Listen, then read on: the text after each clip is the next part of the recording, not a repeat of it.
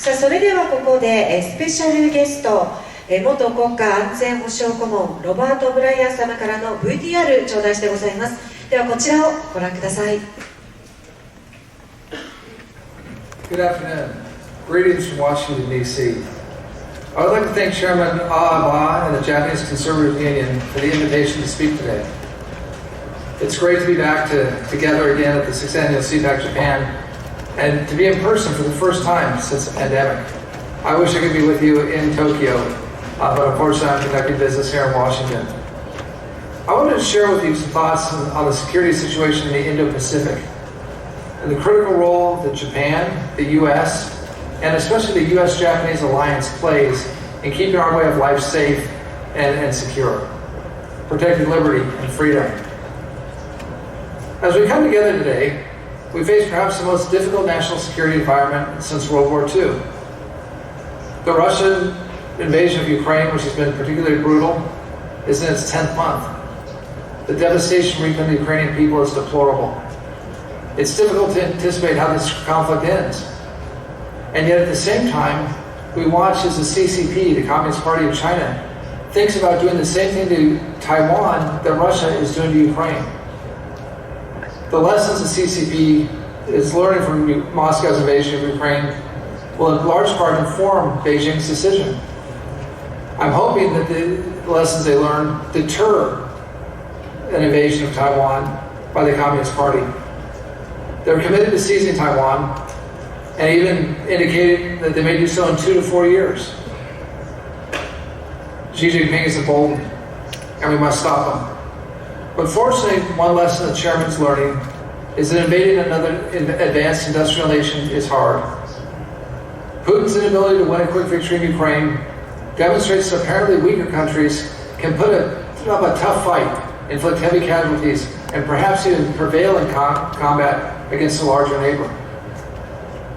To deter Xi and the PRC, Taiwan must now acquire the military equipment and training it needs to become a well-bristled porcupine, that it would appear and be less appetizing to the Chinese dragon.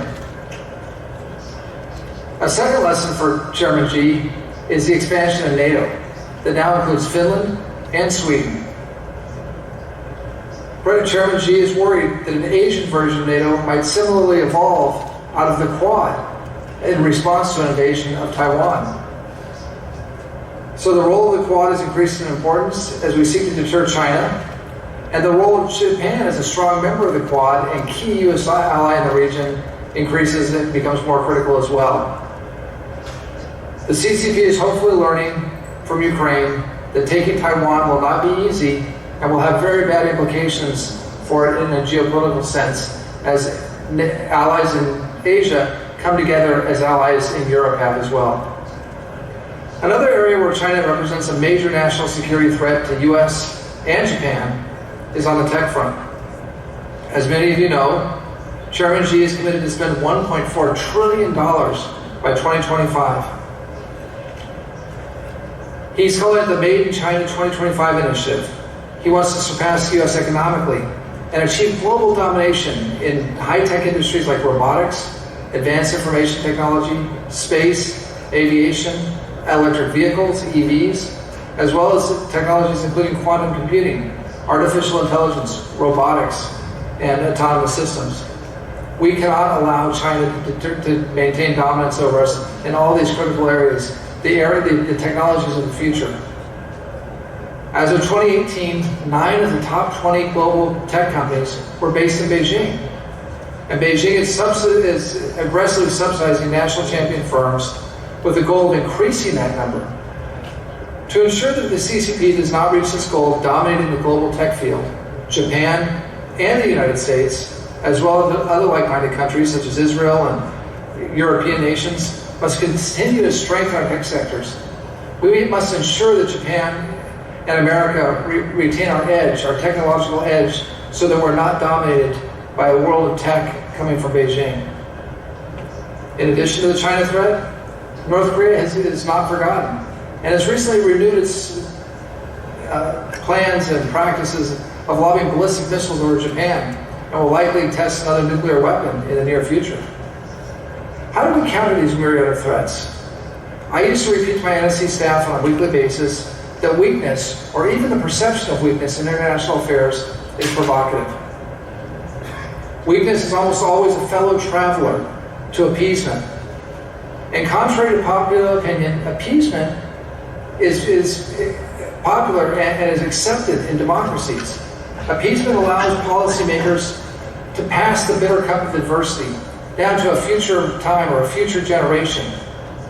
But it's always a bitter cup to drink at that time, and the dregs are worse than standing up to the bully now.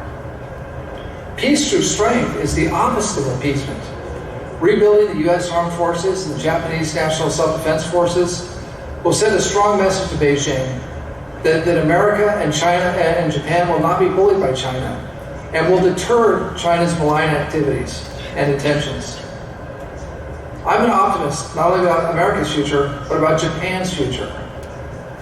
I also know that the future of the Japanese-American alliance is critical to preserving the peace and prosperity of the Indo-Pacific region, but more importantly, is imperative to preserving our way of life, free speech, free association, free religion, liberty. Those things are so critical to us. Japan and the U.S. will never surrender our way of life to the communist Chinese, to imperialist Russia, to revolutionary Iran, or to any of the other countries that seek to change the way we live and turn us into pawns in a totalitarian system. It won't happen. I'm confident in that, and one of the reasons I'm so confident in that truth is that the Japanese-U.S. alliance, which has prevailed and kept the peace in the Indo-Pacific for the last 70 years, will continue to do so for the next 70. God bless you all. Thank you very much, and have a Merry Christmas and Happy New Year.